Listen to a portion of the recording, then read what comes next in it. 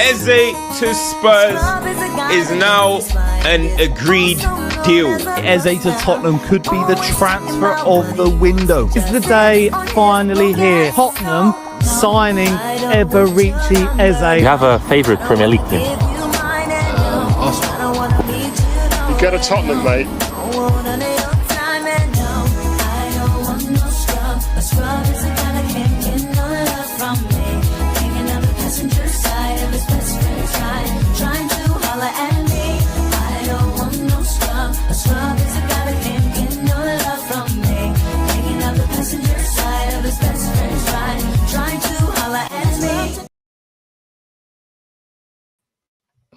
Yo, people, welcome back to another stream of Two Up Front. I'll hand it over to Major. Take it away, bro. Hey, man. Yo, people, it's your boy Major. And like always, I'm with my brother Ace. And like Ace said, welcome back to another stream, another episode of Two Up Front. And yeah, man, before we start, please make sure you hit that like button, subscribe, share, all of the good stuff. But yeah, bro, you know what? We have our agenda. But you know what? I think it's only fitting we start with the intro. We start right there, man, because there's a lot to talk about. We've got the United Arsenal game to talk about. We've got Liverpool to talk about. There's a lot to discuss in this episode. But yeah, man, some big news occurred yesterday. Ornstein dropped a big bomber, and obviously Arsenal have secured the services of Eze. And yeah, bro, how you feeling? Hey man, listen. That video, firstly, shout out to Arteta's army. I think I saw it. Yes, I just found the what's it called, video on Twitter. So I wanted to just give a shout out to him because man, that was I saw that. No, yeah, it just made me laugh. But yeah, bro, honestly, that video summarized exactly how I feel. Like honestly, I just did not see it coming.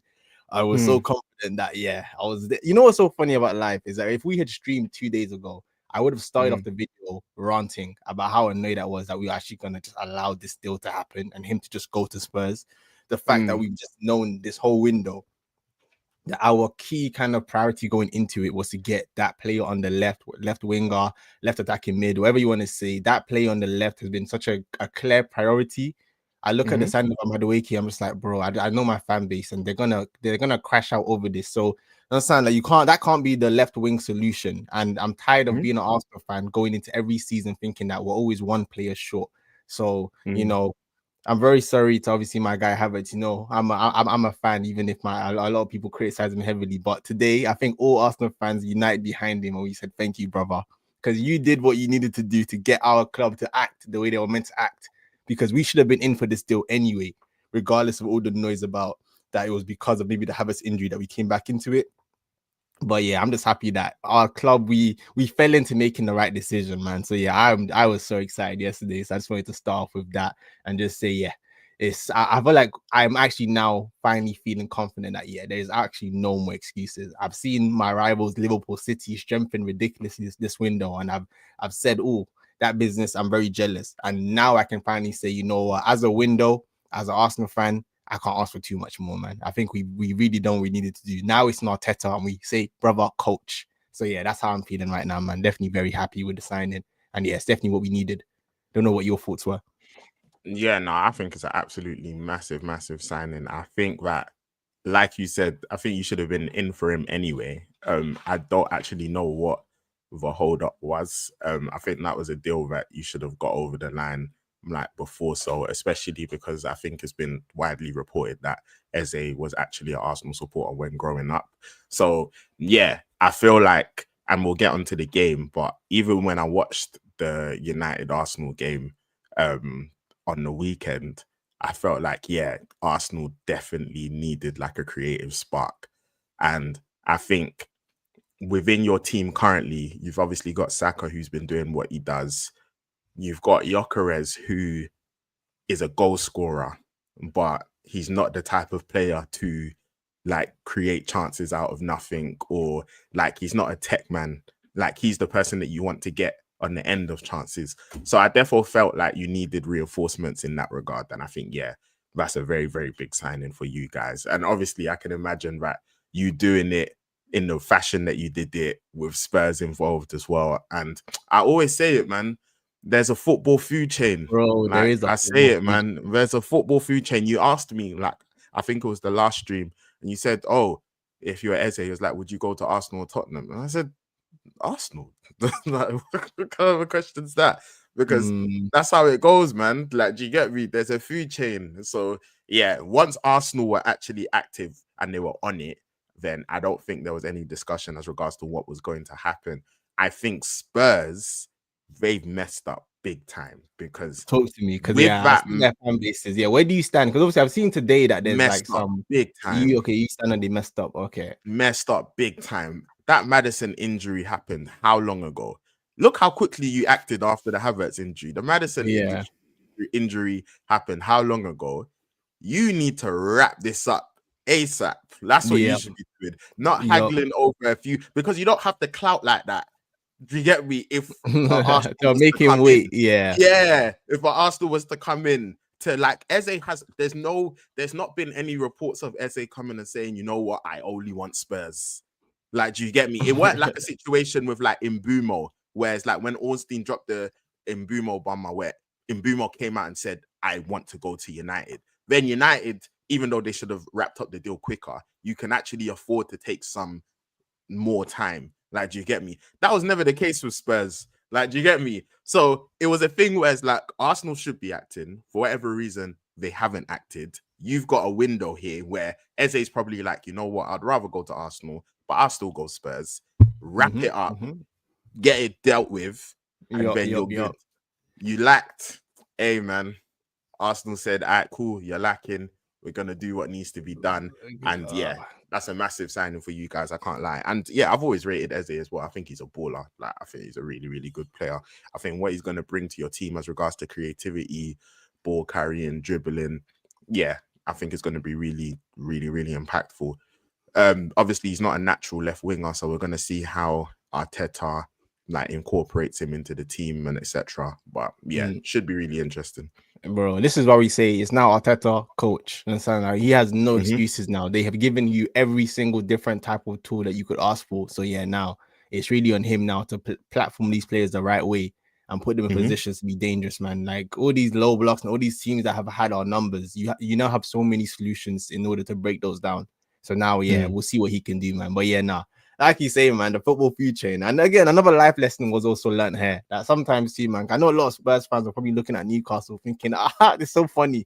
Look what Liverpool are doing to them. And sometimes a live team, man, it can always be you as well. Because, yeah, I think that's what happened here, where they just were dilly-dallying, left the door open for us. And, yeah, we just came through. And thankfully, he's our Arsenal fan. So, yeah, man, we brought him home. So, yeah, very, very excited about this one. So, yeah, I thought this was definitely the best way to kind of kickstart the stream. And yeah, before we get into, I guess, the United game, and we can talk about all the flaws in that game, because yeah, that game, boy, yeah, we haven't spoken about it, so it should be interesting. Nah, defo should be. But yeah, man, big coup. And yeah, swiftly moving on to the United game.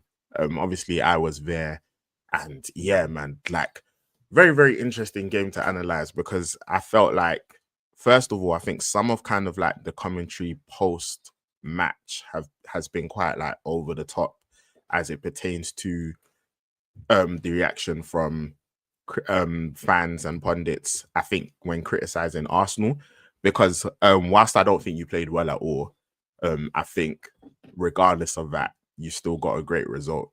So, you know, 3 points are 3 points. And I think when you go to Old Trafford that early in the season and you're able to get 3 points, then yeah, man, like I think you take it. So I don't think it's something that like people should be overcritical of as it pertains to the performance. I think where it would be a problem, and again, I think this is where Eze helps a lot of things, is if it was going to be a situation where your attack and the way you approach games continued like that.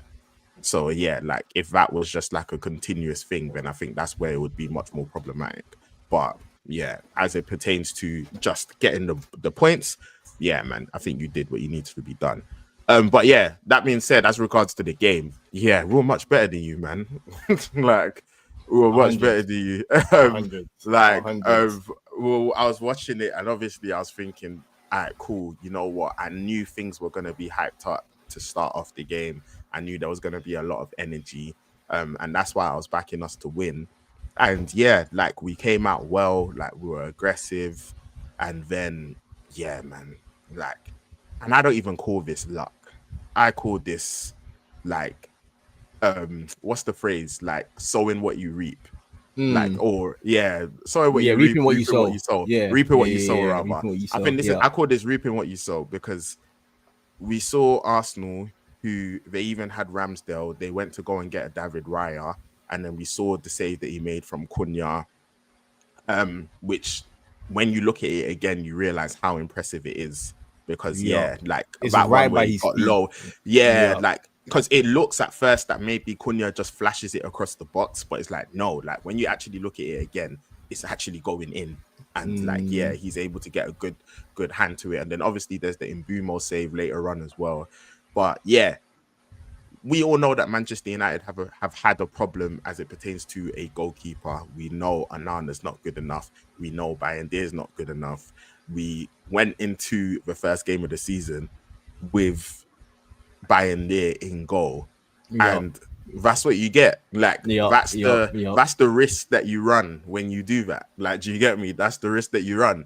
You risk something like that happening. Like, you risk dropping points due to a goalkeeping error, which is something that happened last season and it's already happened this season. But I can't call like that.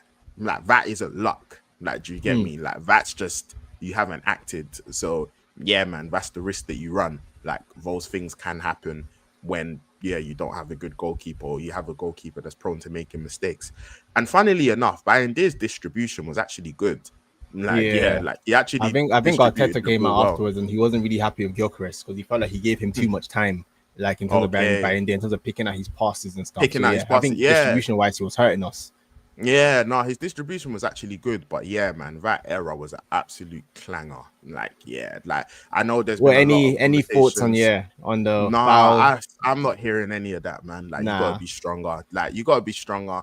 You know what Arsenal do when it comes to set pieces, man. Like, you know how they move. You've got to be stronger, man. It's way too weak. Like, he essentially tapped it into his own goal, bruv. Like, even if Calafiori weren't there, bro, it was still going in. Like, that's how bad it was. So weak. Yeah, man. So you've got to do better than that. Like, with me, I'm not even getting involved in all of that. Oh, there was a foul here, there was a foul there. Like, nah, I just think it wasn't good enough.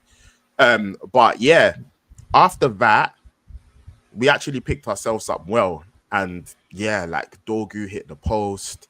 Obviously, we had the chance with Cunha where he's like running through, like, and then I think like he gets like a nice ricochet, but like he's leaning towards an angle and he's kind of on the stretch, so it's a tame shot. But yeah, like we were causing problems. I think Casemiro actually had a really good game in the midfield, and yeah, like I think Cunha and Mbumo, they gave us a very good glimpse as regards to what it is that they can do attacking wise. And I think in comparison to last season is night and day, honestly speaking. I think Cunha, and that was the frustrating thing. I'm hoping obviously we can like just get our normal starting lineup like in motion as soon as possible, because I want to see a Šeško up front, and I want to see Cunha in the left 10, and I want to see Mbumo in the right 10.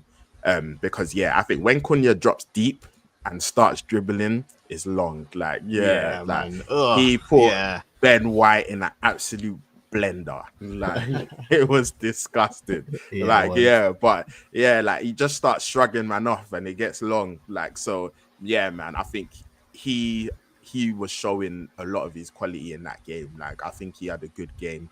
I think with Mbumo as well, like you were seeing glimpses. And then obviously we bring Ahmad on, and I was really hoping we started Ahmad. I was so disappointed when he didn't start. I was like, when I saw that, I said, "Oh, Amram, you're moving shook." Like, you get me? Because Ahmad's been starting wing back all pre-season, and it's like, yeah, like you're moving shook. And I'm not gonna lie, man. you didn't have nothing. Even Saka had a quiet game, but yeah, on that side, you didn't have nothing for us, bro. Like, do you Nah, get man, me? Like, nothing was scary, bro. There was Nothing nothing. scary on that Honestly, like side. when There was Martinelli, nothing scary. no joke, bro. Like I went to the game with the man then, bro. When Martinelli was getting the ball, we were just, hey, bro, get it off him, man. Like, please, man, my boy, stop man. wasting our time. Look at how your stocks are all time low, man. All time low. No, ain't nobody scared of that. Like literally, that's how it was. Ain't nobody scared of that. Like so. It was one of them ones. And yeah, Saka Where had do a you quiet game what's as your well. while you're going on that with the Diallo and Dallo discussion is do you put any stock into? I've heard some of your fans also have some conversations in terms of maybe Dallo and Mbeumo, maybe that relationship being a bit better, I guess, in terms of like the right foot, left foot, instead of both of them, Diallo and Mbeumo trying to also cut in on their left. Do you put any stock into that? No. Currently, Ahmad and Dallo shouldn't be playing over Ahmad. That's just the end of that discussion. Currently, though, Ahmad and Mbeumo's relationship, you can see that they need to work on it because there's times where Ahmad should be overlapping and he's underlapping and they're occupying the same spaces. But that's why they need to play with each other more so they can have a better understanding of where they need to be and they can kind of know each other's movements better, because that was a thing. I think it was even in that same sequence I was talking about where Cunha put Ben White in the blender. I think he turns him, he progresses with the ball, and then I think he lays it off to Mbeumo, and Ahmad should be making an overlapping run and he's making an underlapping run. And yeah, like those are the type of things that they need to sort out.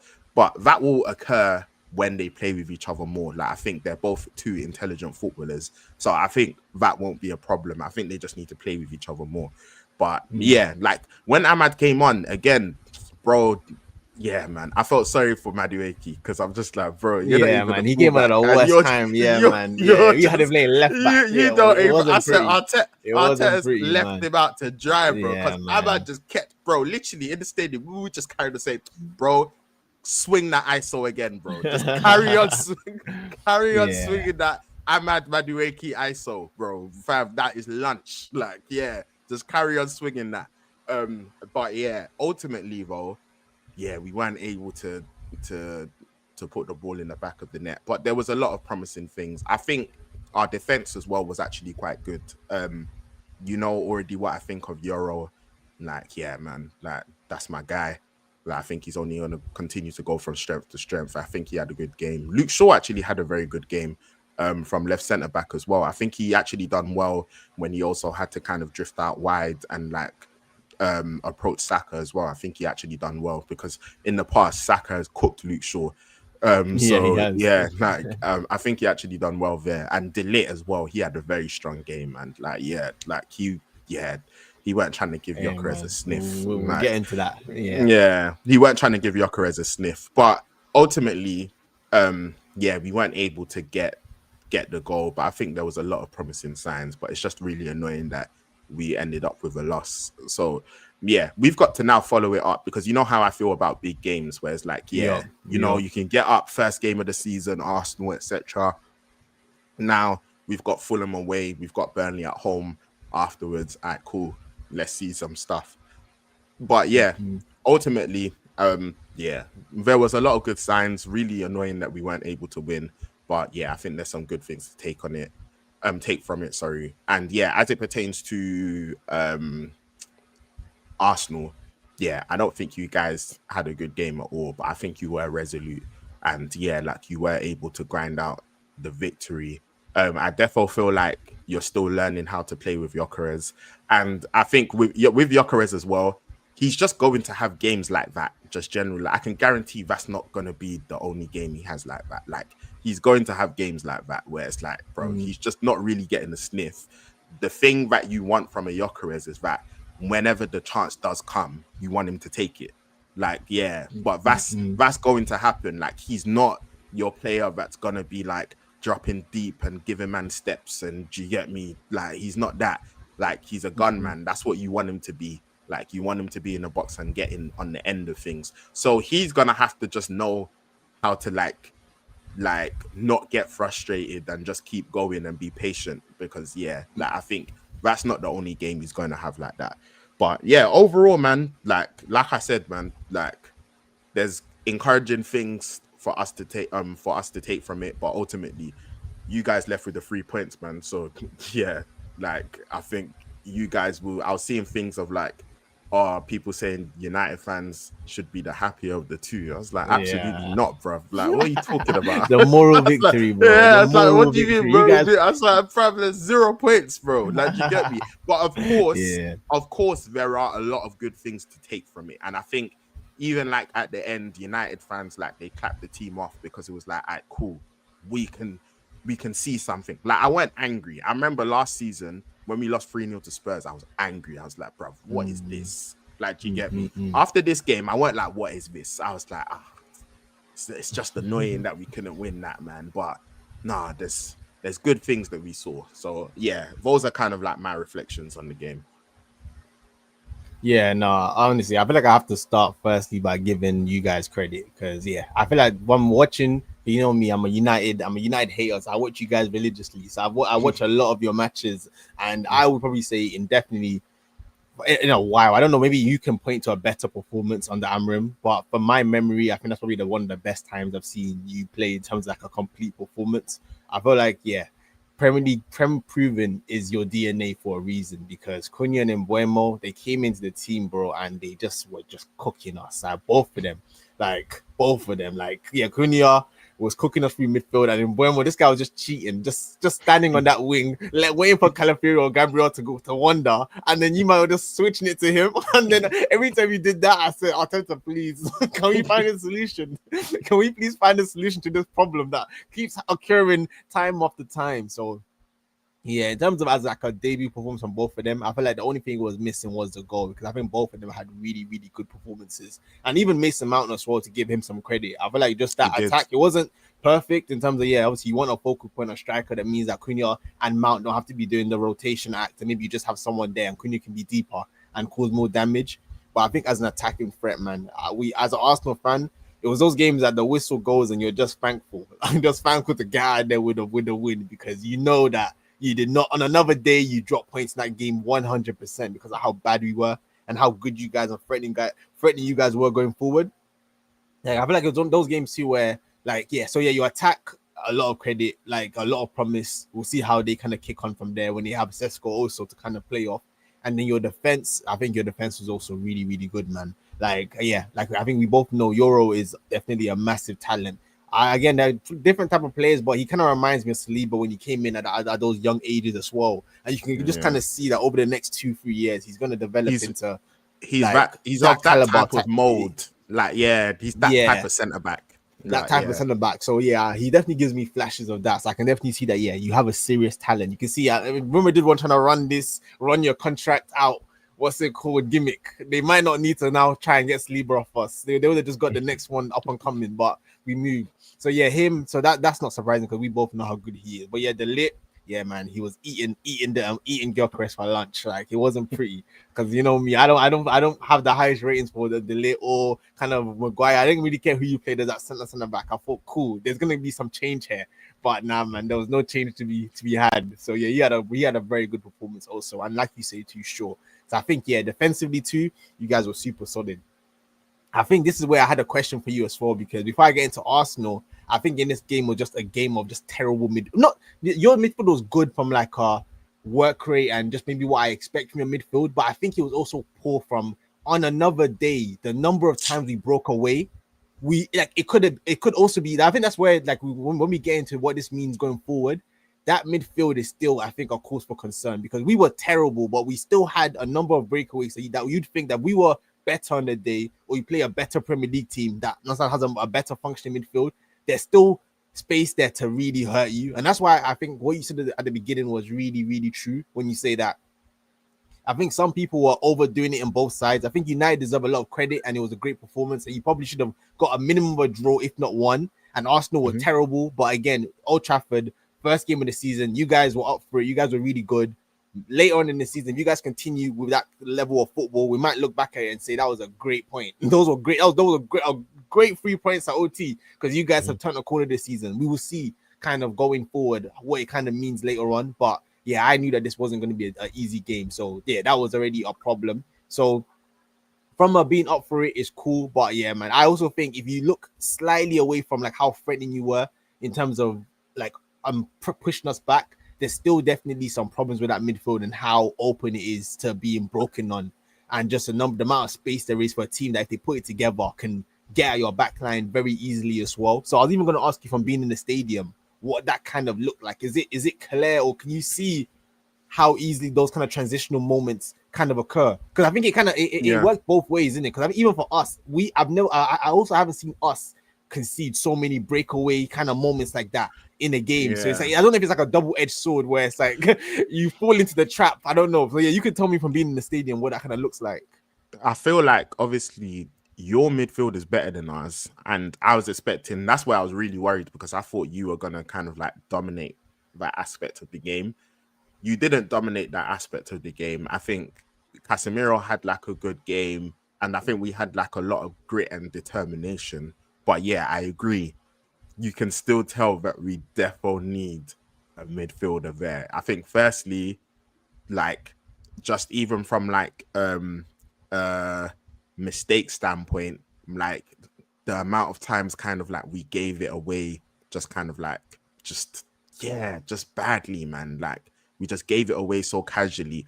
And it's funny because Arsenal didn't really have any clear-cut chances. But again, if you watch football, you can see that like, and to be fair, I think you had the chance with Saka at the end, to be fair, which I think they deflected. But yeah, but you didn't have, throughout the game, you didn't really have clear-cut chances. But you had, like you were alluding to, you kind of had those opportunities on the transition where if you were able to execute better, they could have turned into chances.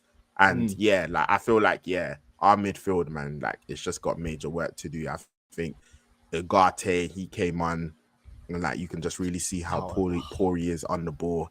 Like, yeah, like it's a real problem. Stinkfest, yeah, man, like just real bad, man. Like, so yeah, you know why we really wanted Belieber.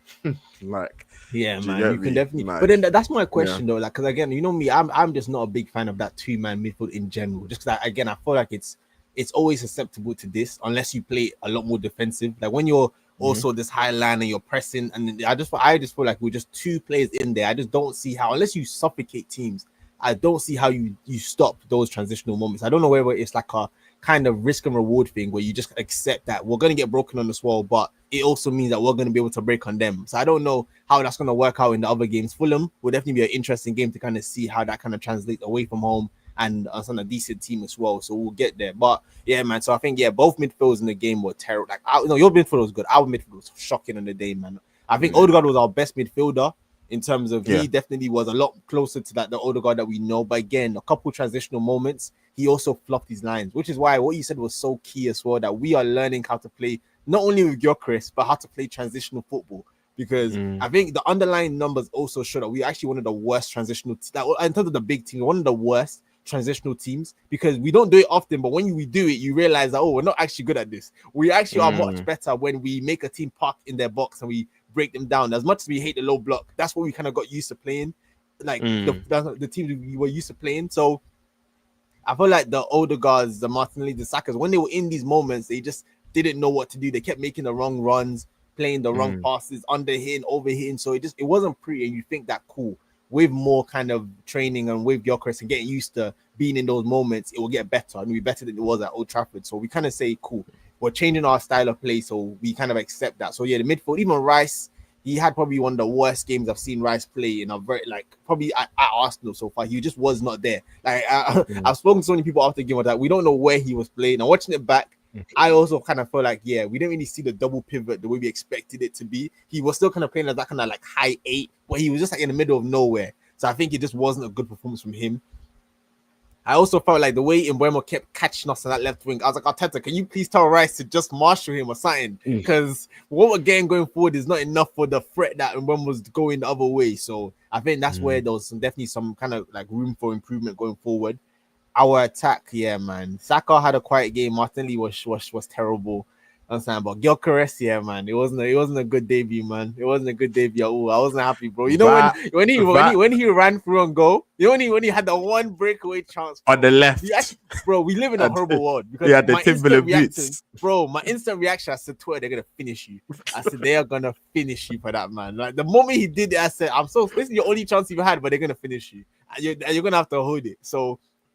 Yeah, man, it wasn't pretty. Bro, it wasn't pretty at all. It wasn't pretty at all, man. It was funny as well because obviously, like in the stadium as well, like like all like the ironic cheers and stuff.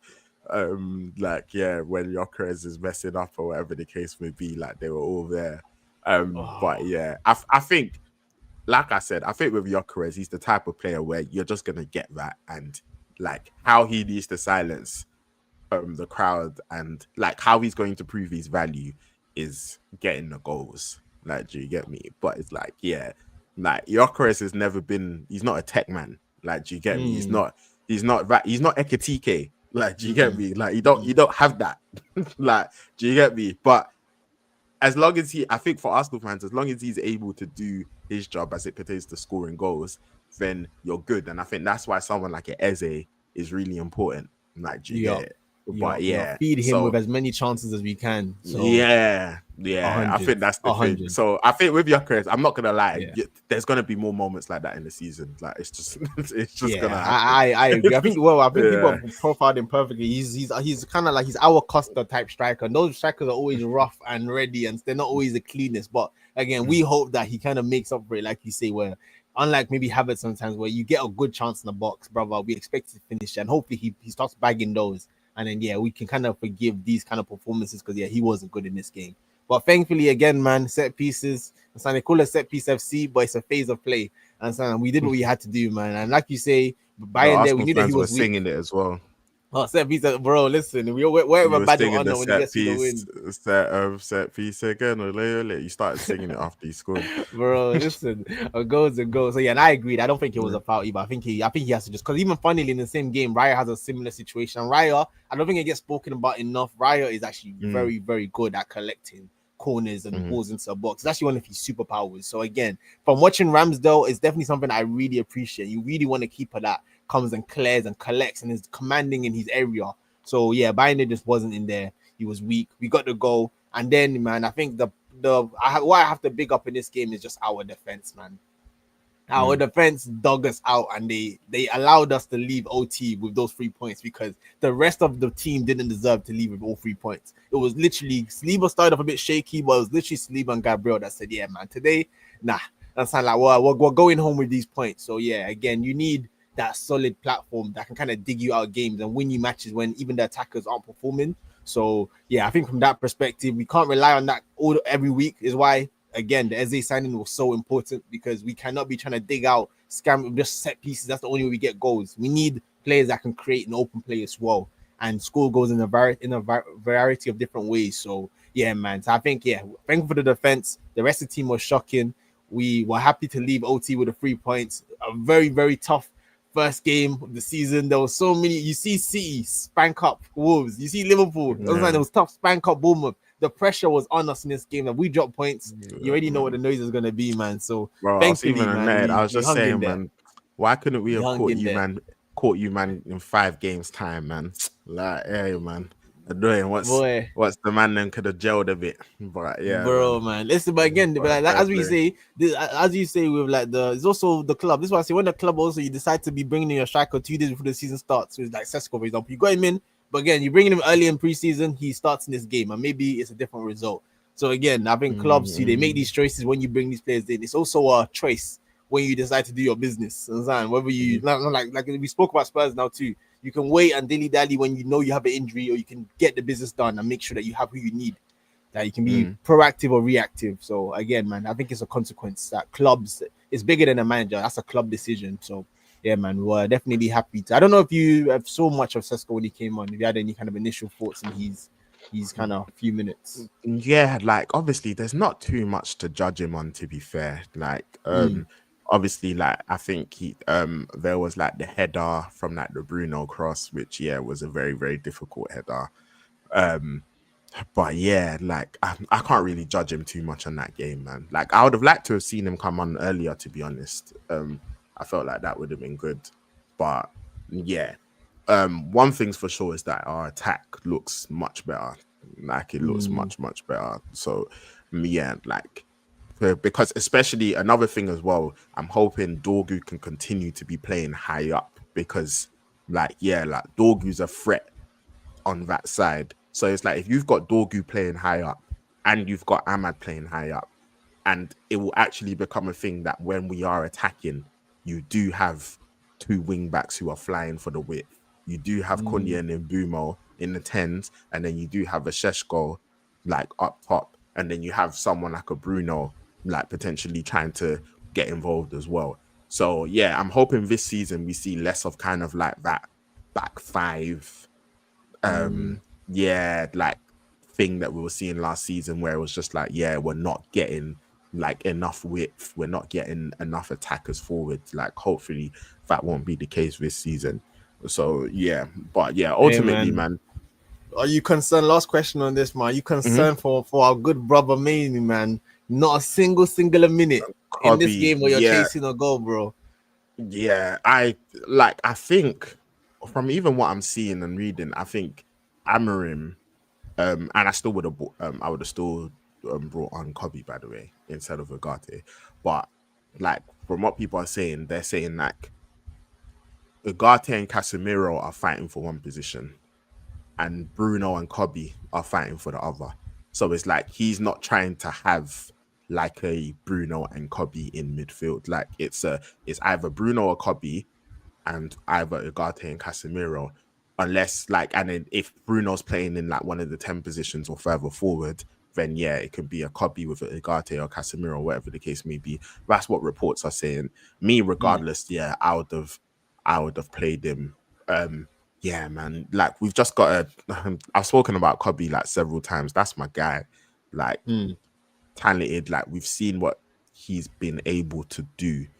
And yeah, man. Like I feel like Amarim, he's got to sort out this whole midfield thing as well because he's the one that again didn't want to sell Bruno. So he's insisted on Bruno staying, and like yeah, he's got to figure things out. But Kobe needs to be seeing more minutes in this team. Like, do you get me? Like he needs to be seeing more minutes in this team. And yeah, like I think also as well, like a lot of people speak about like his ability to get up and down the pitch, which yeah, like we know Kobe's not like a super athlete, like we know that. But also what you would also be hoping is that if we've got a better structure, if we've got more control over matches, like things should be much less frantic. But yeah, man, we'll see what happens, man. Obviously, you already know that I'm always backing Kobe, but yeah, as it pertains to Amarim and his plans for him, I don't know, man. Yeah. No, I hear that. But yeah, man. So again, like you say though, I guess it'll be very, very interesting to see what this kind of means going forward for both of us. Like, I don't know. I guess because you always say it, like in a big game, United can always, as an OT is roaring, you guys can always get up for this game. It's just like, do you also feel like you saw enough that it's translatable to when you guys now go away to Fulham? Like, do you think, are you more confident after that performance that you can go and get, I guess, or back-to-back performance at least, if not result, and then kind of build from there? What are your thoughts on that? Yeah, because I think obviously just from like a basic standpoint, we've got better players. Like, do you hear me? Like, yeah, like we've just got better. So even take tactics out of it and etc. and whatever, like the actual quality is just better now. Like it's just better quality. So obviously that should have an impact. But yeah, I'm hoping that some of the patterns that we saw on Sunday, like the understanding, again, I've spoken about that in Boom or Ahmad relationship. I'm hoping that can get better and they have a better understanding. I'm looking for Ahmad to start the next game. Like I don't want to be seeing him on the bench. But yeah, hopefully we can build on it. I think Fulham as well, like we've actually got a good record there, but yeah, that's not gonna be a easy game, I don't think necessarily. So yeah, we'll see what happens. But I think that we do need to be getting like 6 out of 6 from the next two fixtures, 6 points out of 6 going into the international break. So yeah, I felt like I would have obviously really liked to have gotten 3 points in that Arsenal fixture. But yeah, there are things to take encouragement from as it pertains to the performance. But now also you need to put in the performance and also pick up the points because yeah, bro, Amorim still hasn't won back-to-back Premier League games. So yeah, man, Crazy. I think I saw you need something that to was fix like that, the fastest manager to reach 15 losses for United or something.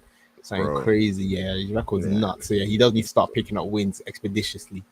yeah, man. Honestly. But yeah, bro. Do you have anything else to add as it pertains to the Arsenal side of things?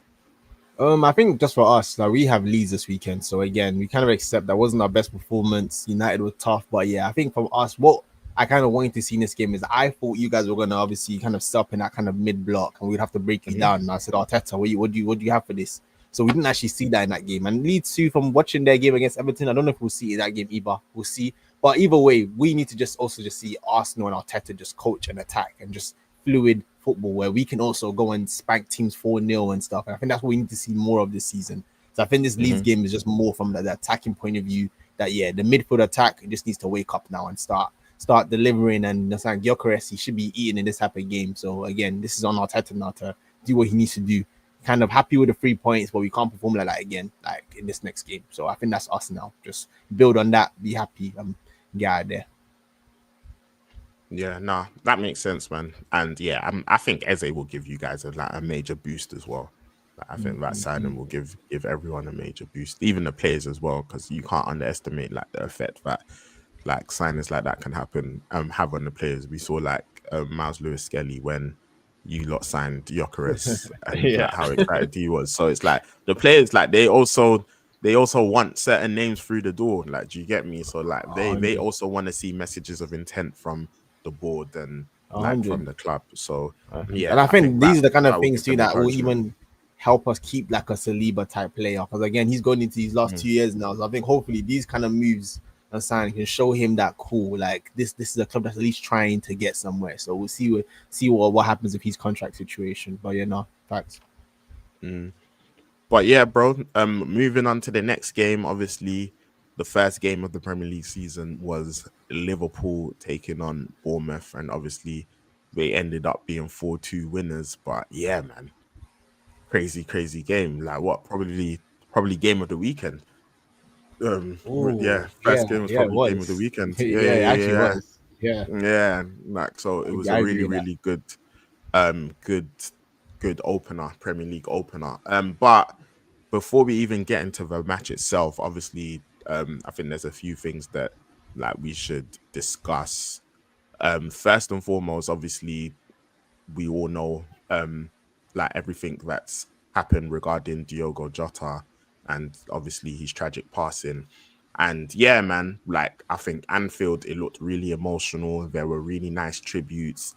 And I think something that sometimes gets lost amongst all of these conversations when we're talking about the league and Liverpool being favorites and the money they spent and etc is that these guys have lost a teammate, a friend, like, do you get me, someone that they're used to seeing frequently, and they're grieving.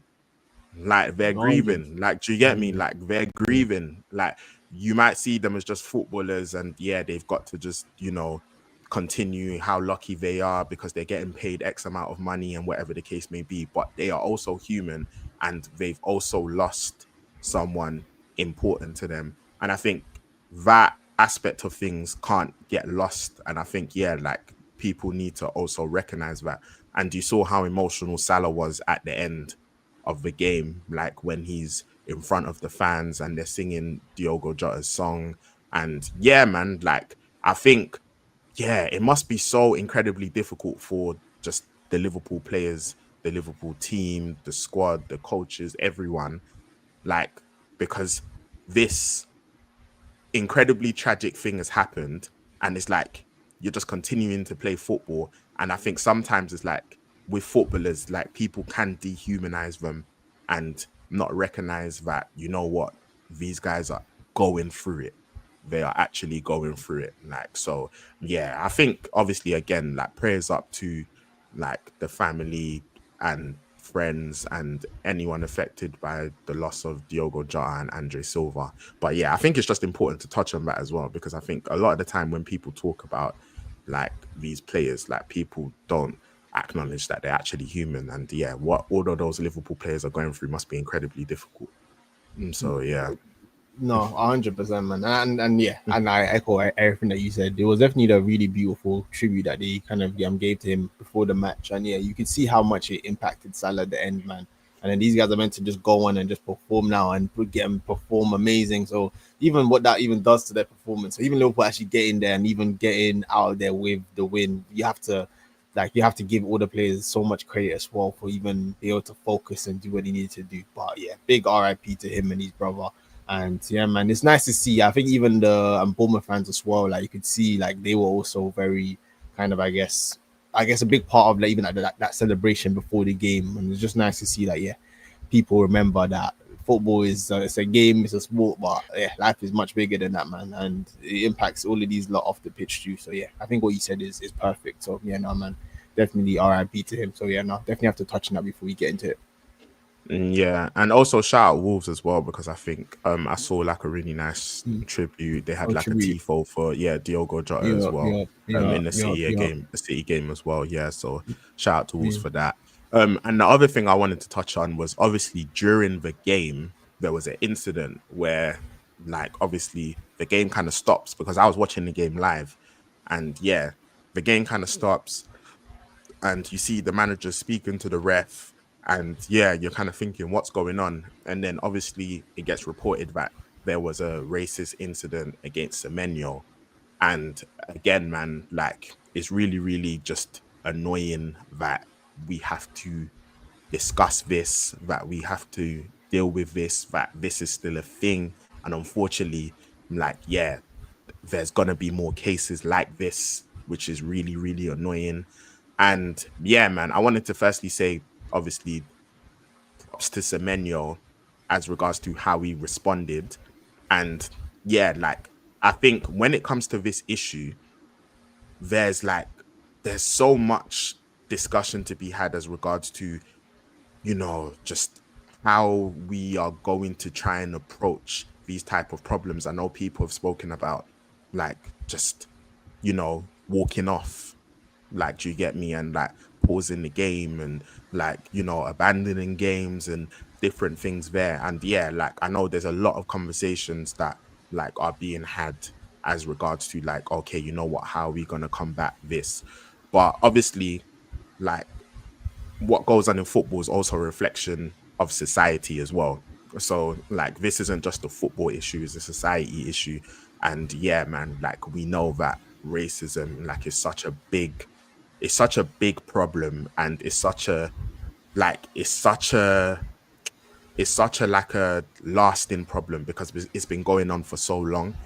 But yeah, like I just want to say like real props to Semenyo, like prayers to Semenyo. He should never have to face that. Like no one should ever have to face that. And yeah, I think from what I've seen as well, like the individual in question, I think I saw a report that he's been banned from like every stadium in the UK. But yeah, man, like, and Semenyo also released like a statement like talking about how like the football world came together. And to paraphrase, I think forgive me if I'm wrong, but kind of saying he was proud of like the response. And yeah, like props to obviously like the Liverpool players like Slot and yeah, like everyone coming together to like try and address the issue. But yeah, man, like yeah, it's just really frustrating. Like we've spoken about like race on TwoUpFront in like different aspects. Like we've spoken about it, like I remember when we were speaking about Miles Lewis Skelly, we've spoken about the media, we've spoken about it as it pertains to Rashford. Like yeah, like we've spoken about it quite a lot, and it's just really, really annoying to see these type of things still happening. But yeah, I just want to like just again just show my support for Semenyo and say, man, yeah, brother, don't let them ever try silence you. Don't let them like ever try and knock you like, yeah, man, just keep doing your thing because bro's a baller. Yeah, no, bro, he showed us in this game, man. So yeah, he showed us in this game, but yeah, no, 100%, man. So it was really sad because I was so confused when the match stopped and what was going on, and I was like, what could have happened there? But yeah, man, kudos to him. He really just took it in stride and just smashed the game, which he shouldn't have to. But so it's good that at least what happened was that that guy has now been rightfully punished, and hopefully it also acts as a deterrent for other people as well. Because I think you've seen it too. When you're in stadium, sometimes I feel like sometimes these guys that they lose their heads so much that they forget that they're in person.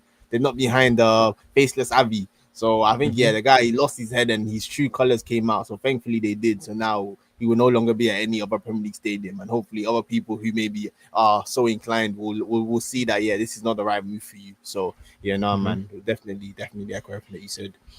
And I think even what you just said as well, like I think that's really important as regards to like he shouldn't have to. And yeah, I think I want to also like emphasize that like the same way, like obviously it's brilliant, like that he continued playing and he scored 2 goals. But also like if he decided like, oh, you know what, I don't want to continue playing, like we're gonna support you as well. Like, do you get me? Like, yeah, like do you get me? Like, so it's man, like either way. But yeah, just big up Semenyo, man. But yeah, as it pertains to the game, man, crazy game. Obviously, Liverpool, they've signed all of these players. Ekitike, Verts, obviously Frimpong, Kirkes, and yeah, man, like they get the goal. Obviously, Ekitike, he drops deep. He scored in the Community Shield. He gets like a nice ricochet. Sorry, bro. Before that goal, that was a guaranteed. That was a guaranteed red card. Straight sending off. Oh, yes, straight sending. Bro, if Liverpool didn't go on to do what they did in that game, that would have been a talking point of the weekend. Because that was a straight sending off, bro. But that was actually a decision that was made because, bro, it was literally, you see, it was made because it's the first game of the season and they didn't want to win the match. Genuinely, I think that's the only reason they sent them off.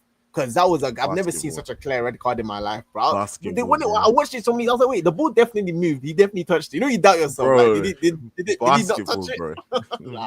So sorry, that's the answer you're saying. Yeah, no, 100%. Yeah, 100%. Yeah, I completely agree with you. Yeah, that therefore should have been a sending off. But yeah, obviously Ekitike, he gets the goal. Ricochet, good finish. I think, he looks like a player, man. I think we've both spoken about him. And we've both said that we rate him. And like I think like he's got a very, very bright future ahead of him. And then obviously Gakpo, he's able to cut in, he slots it in, and then Liverpool are 2-0 up. And then man, firstly, this Bournemouth team, I think they've kind of gone under the radar because obviously they've lost some key players, but also I think they've kept some key players, with Semenyo being one of them. And I think they've got an extremely good coach. And man, like they fought back and Semenyo gets 2 goals. I think the second goal especially was great because obviously, like we've spoken about ball carriers and he's also another good ball carrier. And he's carrying the ball. And you're thinking, is he going to lay it off? Like, do you get me? What's he going to do? And you see like Konate just backing up. Like, do you get me? Not really knowing how to deal with the situation. Bro, he lost his bearings. Yeah, bro, you don't really know what to do. And then boom, like bottom corner does the job. And then it's 2-2. And you're thinking, whoa, what's going on here? Like, do you get me? What's going on here? Like, do you get me? All the Liverpool haters who had maybe zoned out a little bit, all of a sudden they sat up. Bro, I'm awake. Like, I'm awake. What's going on here? Like, do you get me? And then obviously, hey man, Chiesa. Bro, you forget about me? Yeah, you guys forgot about me. Yeah. You guys all forgot about me. But hey, I'm still out here, and what a finish, man. It was, man. The technique was beautiful. Yeah, man. I know on commentary, I think Carragher corrected himself because I think initially he said that, he miskicked it. And I was like, bro, he didn't miskick that. Are you crazy? Like, and then I think he watched it back, and then he was like, oh no, sorry, my bad. That's a great finish. That's a great I didn't even finish. hear that. Yeah, no, that's a great finish. So and then obviously Salah, man, he does what Salah does. Hey man, he was hungry for that goal, man. He said, I'm not breaking this record. Bro, he I'm said not on the breaking opening this day, you record. know what I do. Oh, You know what nah. I do. So yeah, man. Nah. Fair play to Liverpool. They dug deep. I think firstly, you can really see that they're missing Gravenberch. Like they really need him back there because that midfield looks open and they look extremely vulnerable in the transition. And I think they definitely need another defender as well. So yeah, like I think Liverpool, whilst obviously they've got all of this great attacking talent, they definitely need Gravenberch back. Like ideally, I would even say like another DM with him. But yeah, I think they also need to reinforce the Bro, it defense shall scare because you. Just what scare did you say, you. bro? Imagine they when they took that Isak money and said, believer. Oh, bro, Imagine they became believers. I think that'll scare you. Imagine in that team. You either believe. Oh yeah, bro. Sorry, continue. Continue. well, that was a great episode of Two Up Front. Oh mate. I'm just gonna leave. Oh Nah, mate. yeah, no, oh yeah, that would be horrible. Still, yeah, that can't happen. That can't happen. But yeah, man. I think Liverpool like it's gonna take a little while for them to gel. Obviously, next game as well. Newcastle away Monday night. Have you seen the jokes? Yeah, Joe They're putting that Linton. lineup, B team lineups. They're not trying to go there with the first team, bro. I don't blame them, bro. Bro. That close line, Oh, oh my god, bro. But might flip. He might flip. damn, Nah, man, it's not gonna be pretty. It's not gonna be pretty. damn. Yeah, So man.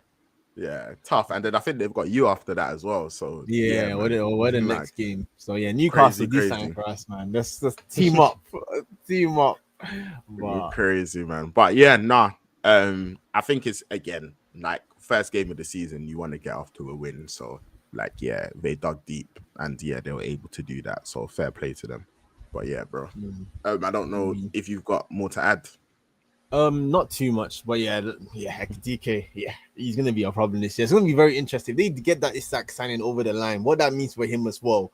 We're gonna see, man, because I think he's definitely good enough for them to think, cool, that's our striker. You go maybe fix other positions, but boy, this it looks like that signing has gone too far. So that might even be one for us to talk touch on maybe at the end. That what your thoughts on the Isak stuff are? I don't think we've really spoken about it. But so man. But I think from an Arsenal perspective, I was definitely watching that game when it became 2-2, and I said, oh, okay, I see a lot of vulnerability here. But the only concern that I have is that their manager is not an idiot. And the concern is that he's gonna look at that game and see what we saw and say, yeah, man, that McAllister as a 6 experiment, brother. Yeah, you need to get Endo or Gravenberch in that position because otherwise, against a decent team, that's not gonna work, man. And Kirk he struggled in his debut. So Menio showed him that, bro, you know I did to you in training, and he showed us on the pitch. It wasn't pretty. So yeah, and then like you said, the Kanate had a really off game as well. But yeah, man, that was not a great performance. So yeah, man, maybe it was the nerves. There was a lot going on there, but yeah, I think from an Arsenal perspective, I said, I see the threat, but then on the other side, I said these men still put 4 goals past them comfortably. So you know what, their problems are not my problems. So we have different problems. So that's what I'll say about Liverpool. They're definitely going to be a big issue this season. But yeah, man, it was a good first win, going over the line, but yeah, it definitely wasn't as comfortable as maybe the score line kind of shows it out to be. But definitely a very good game for the neutrals. Yeah, I agree. I do agree. So yeah, we'll see what happens like moving forward. But yeah, very very big win for Liverpool. I think just to like start off well, as it pertains to their title defense. But yeah, bro, another team that we're looking at thinking, you know what, we think you guys potentially might be able to challenge as well, are City. And we've spoken about Ekitike scoring on his debut, doing his thing. And yeah, man, he weren't the only one because City, man, they had couple new people in that team. He said, you know what, we're trying to show you like something. We're trying to show you they're awake. Yeah, man. And it's funny because when these signings occurred, I said it. Like I was like, yeah, man, this is serious because Reinders, anyone who's watched him for AC Milan, you'll know that he's a baller. Like, yeah, he's a baller. So when I saw that signing, I was like, "Oh, this is really good." And then I already spoke about Shirky as well, bro. Like, do you get me? I already said it, man. Like, bro, you see, man just came off the bench. He just said, "Let me show you like something." Bro, I don't even need long. back hill after back hill, bro. Bro, that guy barely made any normal passes. Bro, he's just teched off. Like, you know what I mean? He's he's a just got street baller, man. teched off. Yeah, like Yeah. he's just teched off. Well, Like, that he's step teched over off. finish. Yeah, man. He's just teched off, man. Like, so, yeah, man. But yeah, City, funnily enough, though, because I watched the game, the 4-0 doesn't actually tell the story of the whole game. It doesn't at because all. It doesn't. Yeah, like in that first half, like Wolves were doing something. Like, do you get me? Like, yeah, bro, even Wolves Spurs this weekend is not an easy game for them. What I saw in that game, I said Spurs is not an easy game for them at all. They need to be on their toes because man, that highlighting, I've seen it. I've seen how it can go wrong sometimes, and they're definitely playing with fire sometimes. Where instead of dropping, these men are pressing. So when you're making those choices and a team has enough threat going the other way, because if Wolves had a bit more quality, I agree. That 4-0 is definitely very flattering in terms of what it could have been, like going the other way. So 100 to kind of add to your point.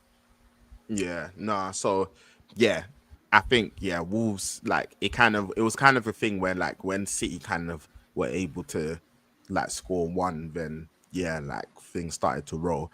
But like Wolves actually, it wasn't. You'll see 4-0 and think you know what, like just a complete utter dominating performance, but that wasn't necessarily the case.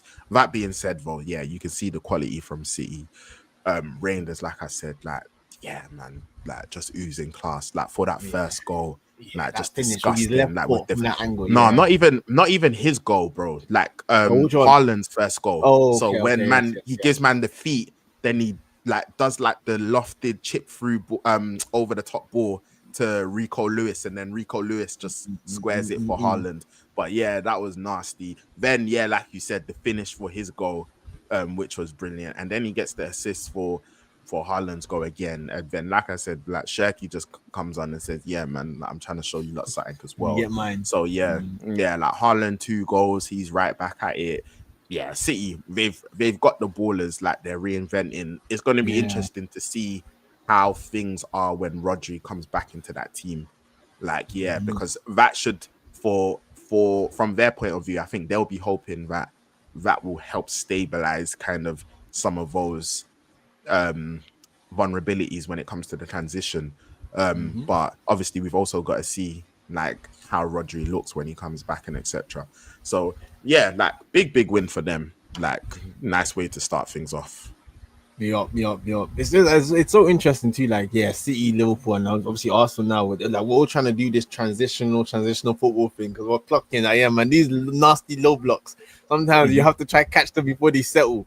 So it's just funny just seeing how transitional all the games of those 3 teams this weekend was. Because you can see going both ways as well. You can kind of like defend the other way as well. Will be interesting. So I think that's the question for me with City too.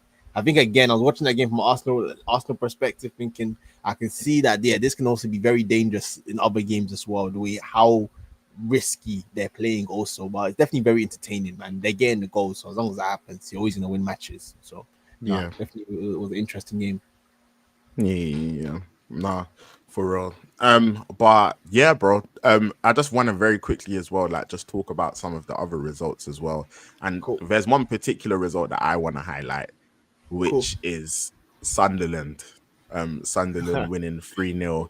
And you know what? I think firstly, like I'm really happy Sunderland are back in the Prem because they're a massive club. Like Sunderland are a big club. Like they're not a championship club. Like they are a big club. Like they're most definitely a Premier League club.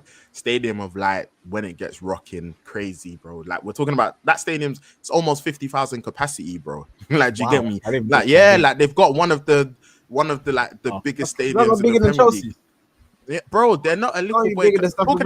Talking about Chelsea, bro. They've got 6 league titles, the same amount as Chelsea, bro. Sunderland aren't little boys, bro.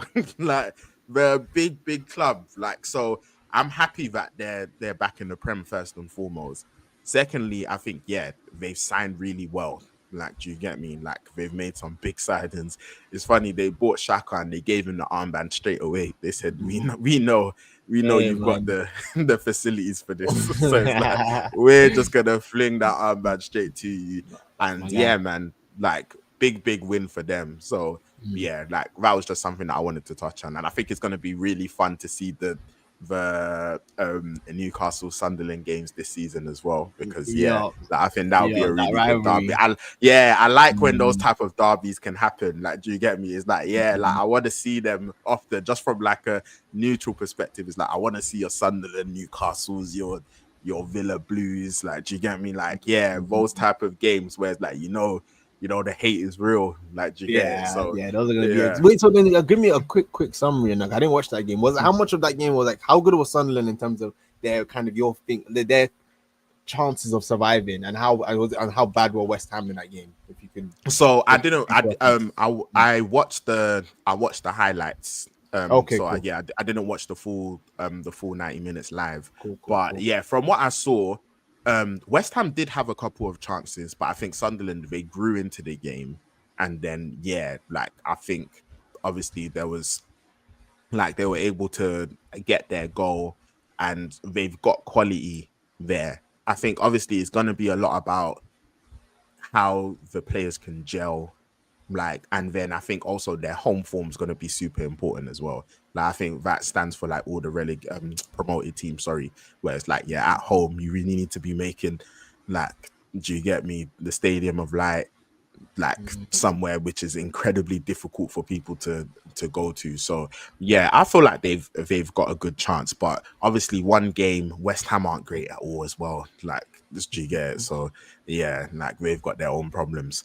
So I think there's not I can't read too much into it, but I think it's a massive result for them just in general. So and then obviously, man, I just quickly wanted to say as well, Chelsea 0-0, man. Like, do you get me? Man, like, they got away with that, man. You sent your agent Eze. Bro, do you get man, me? that free kick Your goal should have agent stood. Eze. What kind of nonsense is that, bro? 1 meter. I've never seen that rule in my 1 life. meter. I didn't know about that. I didn't know You about didn't that know as because well. no one knew, bro. They were going through the video thinking, how can we rule like this goal? Like, how? That's what they were doing, man. That was a stupid rule. So I could have believed that goal got ruled out. Yes, man. It's okay, Eze. Come score some free kicks for us, because we have no free kick takers. So it's definitely nice to see that he's such a threat from them. But Chelsea, they got. I said no free kick takers. What about Rice, bro? Hey, man, I don't know, man. Those are Champions League nights. He doesn't do that on a normal Premier League game, bro. Yeah, man. That's Champions League nights only. I hear you. But bro, I wanted to quickly now speak about predictions, bro. There's a lot to discuss. There's a lot to discuss here, because obviously we got last season stuff to sort out as well. Like, do you get it? So I'm going to actually start with this week's results. So currently, just let me know if you can see that, bro. Yep, I can see that. Yeah, so currently you're a point ahead. Like, do you get me? Okay. So it's like, cool. like, you've had like a nice little start. Do you get me? But obviously things are very tight. For those who don't know, it's 3 points for a correct scoreline and 1 point for a correct result. So bro. And for those who don't know, last year, me and Ace, obviously, we had a competition going on where we had FPL and we had the prediction table. And obviously, our agreement was that if someone won the FPL and they won the prediction table league, then the other person will have to buy them a football shirt of their choice. And if it was 1-1, then it would then go to the decider, which will be our season predictions at the beginning. So we both predicted what our top 7 would be, and then we'll then refer to that. So man, we got to update the people. So obviously, for those who don't know, FPL, whoever was following, they would have known that I won that. Like, there was quite a big gap, like, towards the end. But as it pertains to the predictions, Oh, That's actually, how I it thought finished. I actually lost. Oh my Nah, god, my heart. that's how it My finished. heart. So Oh, yeah, man. what? I put it All through. the What? calculations were done, and yeah, man. You know me, What? bro. I'm a man of integrity. Like, do you Bro, get listen, if me? I lost, I was ready to question. I was ready to Nah, question the results, bro. I nah, I'm said a I man didn't of see your, I integrity. didn't see the calculations.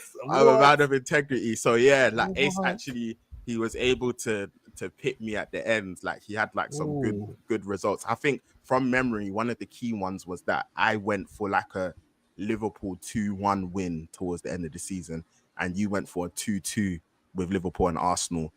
And you got the correct Oh. score. Yeah, and I think that was big. Yeah, like I went 2-1 Liverpool, you went 2-2 Liverpool, Arsenal.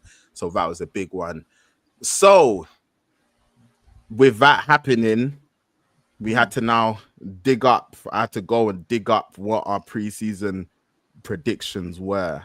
Oh, I know Because what let me down. because and obviously Yo. you know what? I've even got the episode here as well, because I was like, you know what? We need to make sure everything's done professionally.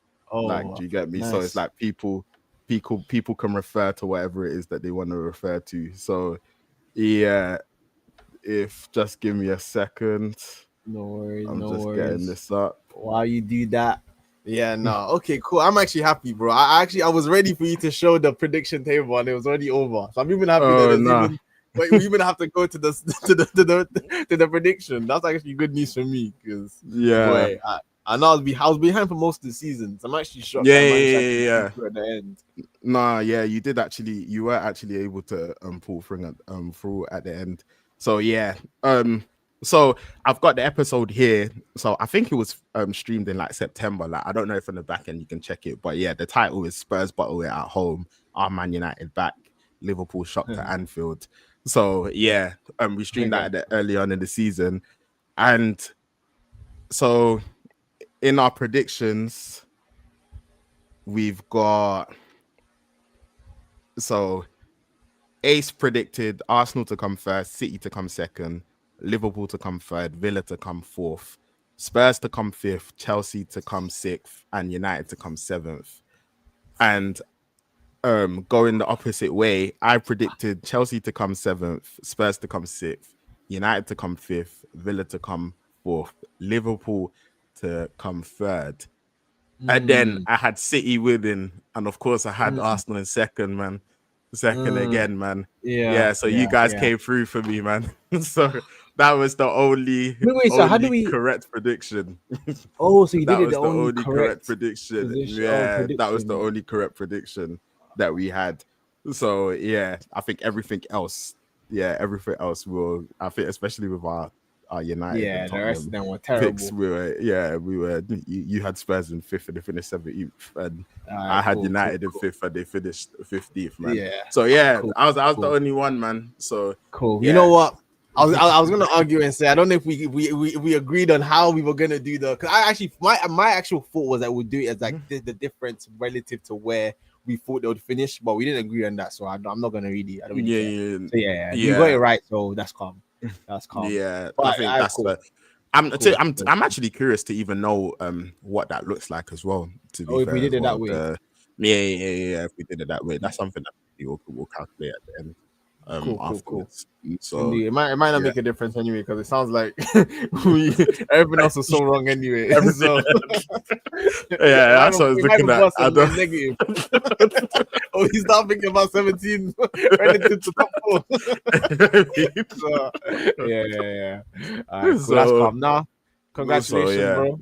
That's that, man. Congratulations. But, yeah. Hey man, I appreciate it. But yeah, no, you did do well with that prediction, because I was tallying everything. I was like, this guy actually came back. He actually came back. Yeah, he did actually come back. All right, cool. That was actually fun, man. So yeah, no, all right, cool. Yeah. You know what? I'm a man of my word. So yeah, man, you pick out your jersey. Obviously, there's a cost of living crisis right now, so please be considerate. Please be considerate. That's all I ask. I'm asking in front of the people, so they know it's not behind the scenes. I tried to ask something, bro. I made it clear. But yeah, nah, man. Nah, congratulations. What's the? We haven't actually agreed on now. Are we going again this year? I guess we didn't. We're not doing FPL this year, but I guess prediction table. Should we at least do that as the kind of Yeah, Jeopardy. I'm down. I'm Alright, down. cool. I'm down. Cool, I'm down cool, to go cool. again. Like, Alright, yeah. cool. Cool. So we can either do the same thing or we can think of something different as regards to like what the winner gets. The different. Alright, cool. Yeah. Maybe that's something we can think about ahead of the We next can. stream. Talk about Yeah. it. Yeah. Exactly that. But yeah, bro. Moving on very quickly. Let's get the predictions in for the next set of fixtures, man.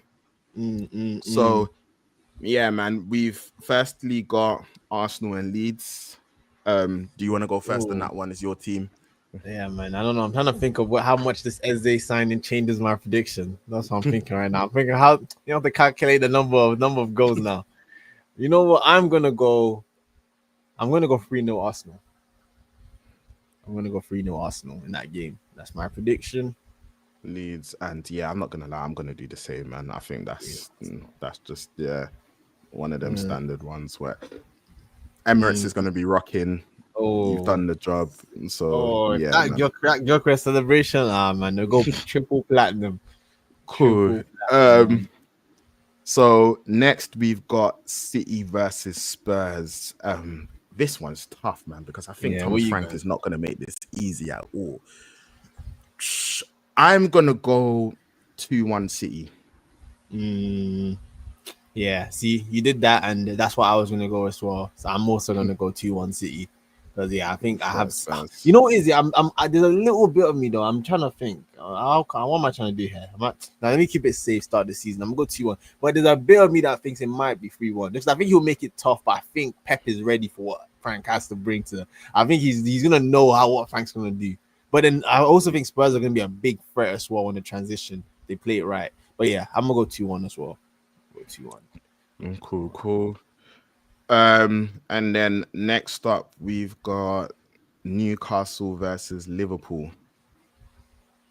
Yeah, man. See, I have gone for a Newcastle bomber. Newcastle 2-1. I think they have something for Liverpool in this game, man. The passion that they have, I don't think Liverpool care as much as Newcastle care about this game. What it means to their fans, nah, man. 2-1 Newcastle. I do hear that at all, man. I mean, I definitely do hear that, to be fair. I do hear that, man. I think they're going to make it extremely difficult. My problem is, though, is that I'm just looking up front and they just, like the goals. And Liverpool have goals in their team. Oh, I'm going to go 2-1 Liverpool. Yeah. I'm going to go 2-1 Liverpool. Yeah. I hear that. Nah, cool. That's a good prediction. Yeah. Ooh. And then next one up, we've got Fulham United. And that's me next up.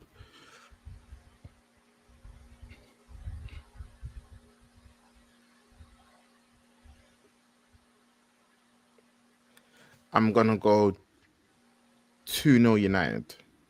2-0 United. Okay. Yeah. Okay. I hear that. You know what? I'm backing United until they let me down.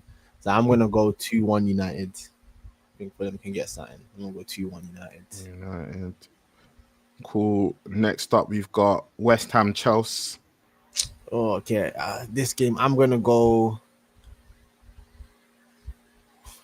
3-1 Chelsea.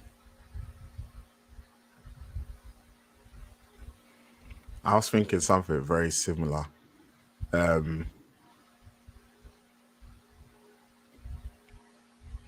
man.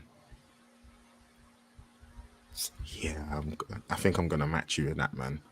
Like, I feel like first home game, West Ham, they're good enough to get a goal, but they're not good enough not to get beat quite comfortably. Yeah. So, yeah. I think, I'll match you with that. And then the last one's Brentford versus Villa. I am going to go.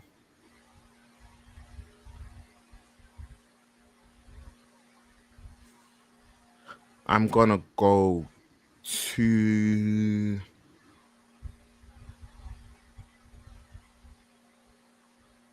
Bro, who can score for Brentford though? I'm gonna go 2-0. I'm gonna do 2-0 Villa. I actually hear that because even on this, I had 2-2, and I remember what happened in the last game for Brentford, and I realized that's a bad prediction. So I think I'm actually gonna go. I'm gonna go 2-1 Villa.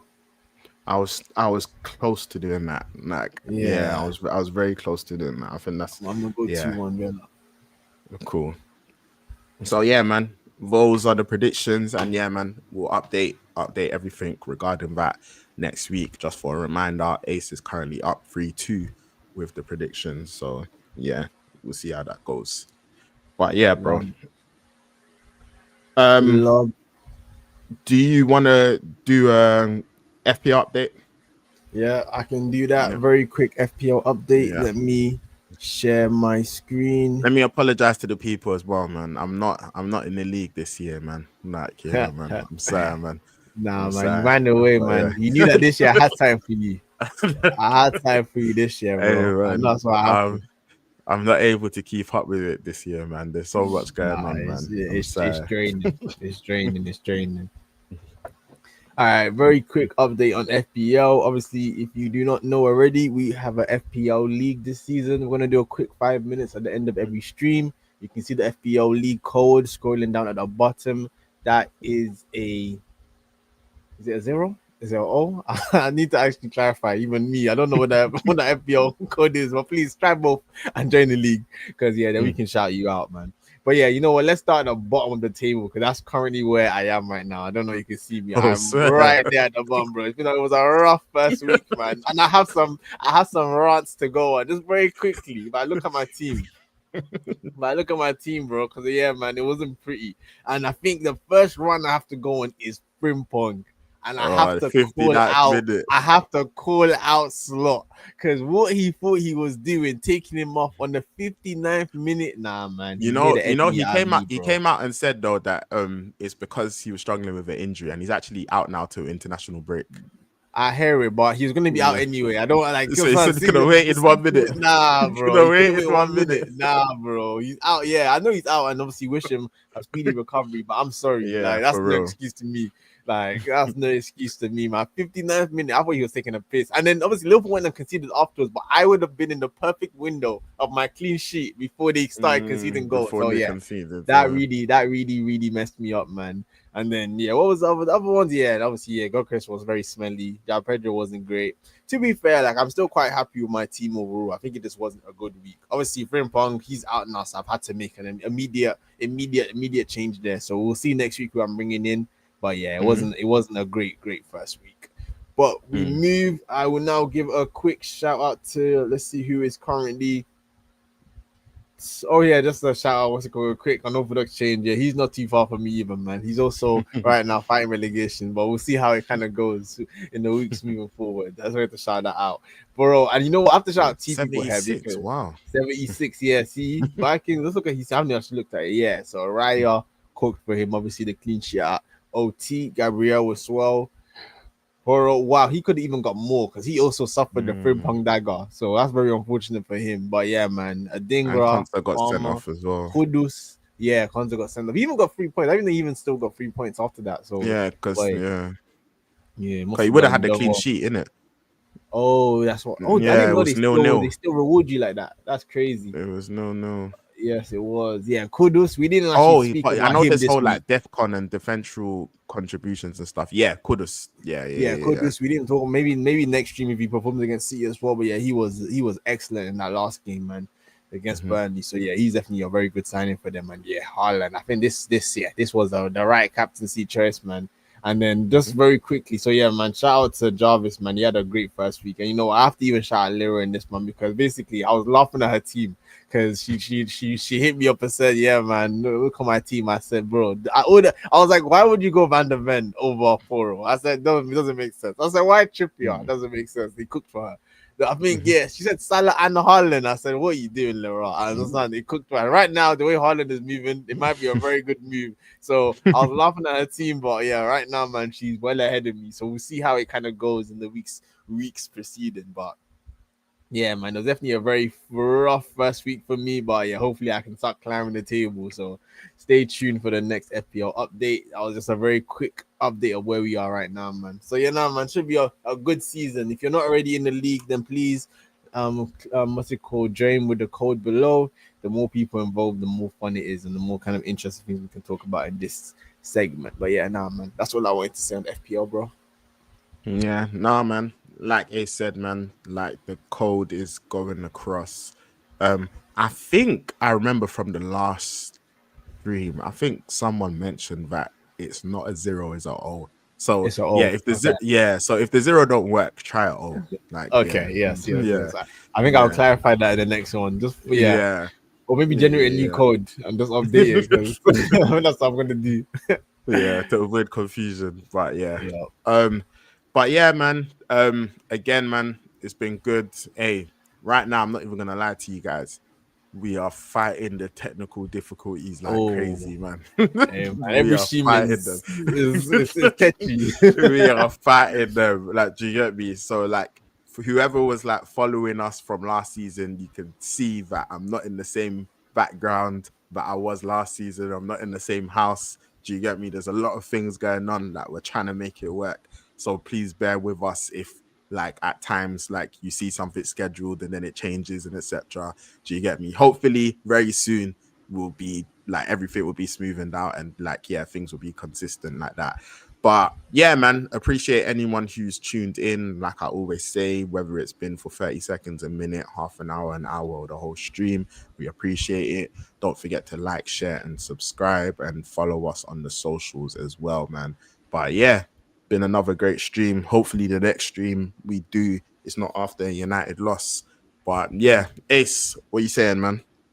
Nah, man, definitely very, very happy to have us on the first game week under our belt. And yeah, man, we move on to another weekend of hopefully great football. That City Spurs match should feed us for the next stream, man. So I'm looking forward to it. And yeah, and thanks to everyone who's joined us, who's made it this far. If you're gonna watch it later on, we appreciate you, man. And yeah, man, I think we said it last season, but again, sorry, Wendy just Lyra had the last laugh. Yeah, man, she did. I put my hands up because yeah, I definitely did laugh at her team. But yeah, and then I think what we're gonna do also, I think this season, man, definitely trying to get people on the stream as well. So I think that's definitely something I'm gonna reach out to some people about and definitely reach out to me as well, man. I think again, the more different voices, different people we have on, the more interesting the streams would be too, man. So definitely be on the lookout for messages from me and definitely hit me or Major up as well if you're interested in joining us live, man. Definitely would love to hear your takes. And it will be critiqued, but and Sam, it will still be a good conversation. So appreciate it. Yeah, man. But yeah, guys, until next time, man, stay blessed. And yeah, we'll see you next week.